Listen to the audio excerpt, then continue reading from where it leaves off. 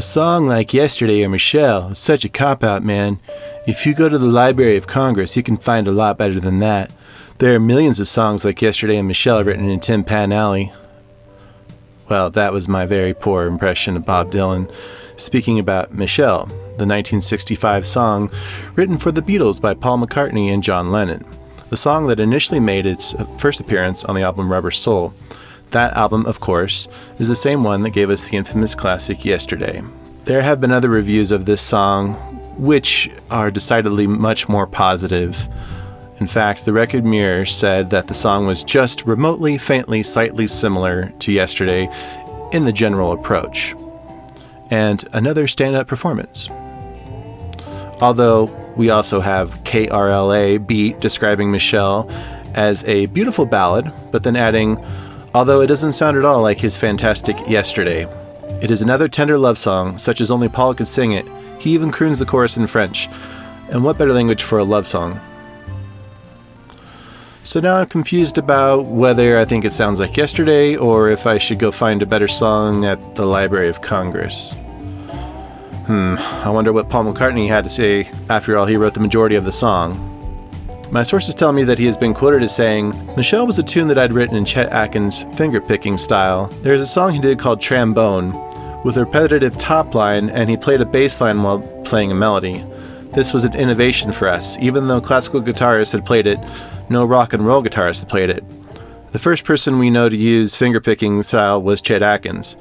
I never learned it, but based on Atkins' Trombone, I wanted to write something with a melody and a bass line in it, so I did. I just had it as an instrumental in C. Michelle's lyrics and aesthetic were inspired by the rise of left-bank Parisian culture during McCartney's time in Liverpool. By his recount, it was at the time of people like Juliette Greco, the French bohemian thing. McCartney attended an art school party where a student sporting a goatee and striped t-shirt performed a French song. He quickly came up with a satirical imitation to share with his pals that featured fake French groans in place of actual words. Before John Lennon suggested he turn it into a proper song for inclusion on Rubber Soul in 1965, the song had remained just a party piece. In order to find a French name and a phrase that rhymed with it, McCartney contacted Jan Vaughan, a French teacher and the wife of his longtime friend Ivan Vaughan. McCartney said, "It was because I'd always thought that the song sounded French that I stuck with it. I can't speak French properly, so that's why I needed help sorting out the actual words."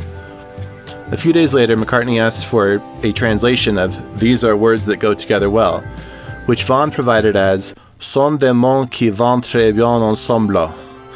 This translates in English to "are words that go very well together."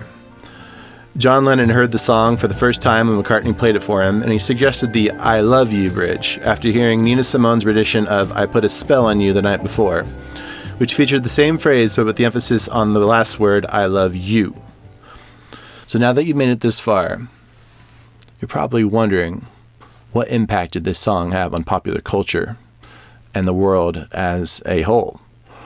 Well, I have been told that if this song was never created, then we would never have had the movie Amélie. And that would have been catastrophic for glaringly obvious reasons.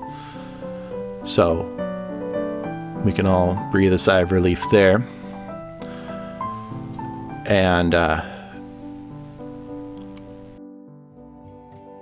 now that's it for this story. Don't wait up for me for too long. I'll be back soon enough with more great rock history videos.